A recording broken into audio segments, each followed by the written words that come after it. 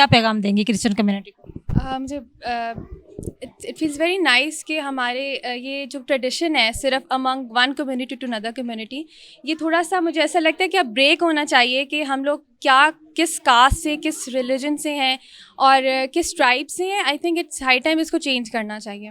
पाकिस्तान में, हमारे एशिया में इस चीज़ की जो ब्रेकेज है वो थोड़ी सी सैडली कम है.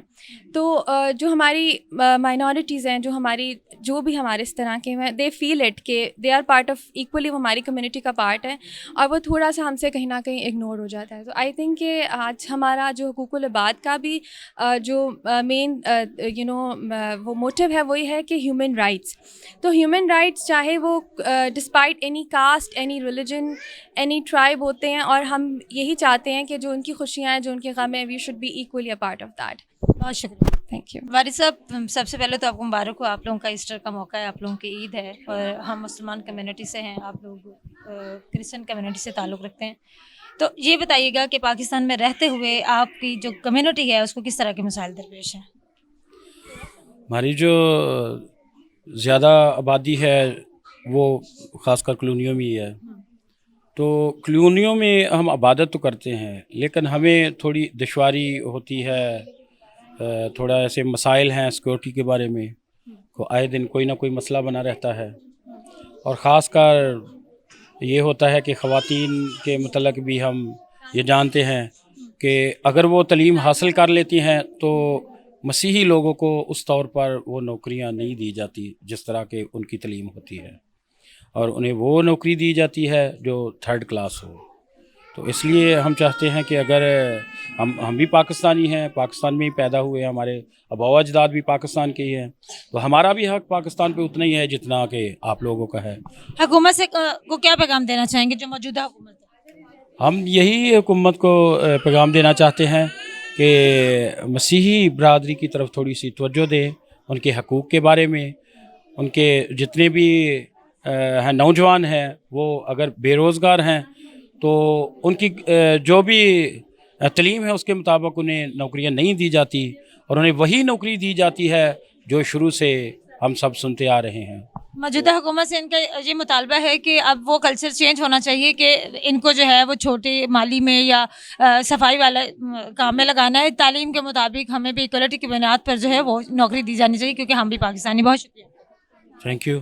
शुमाइला, सबसे पहले तो मेरी तरफ से आपको मुबारकबाद. आप लोगों का ईस्टर का मौका है, आप लोगों की भी हमारी तरह एक ईद होती है.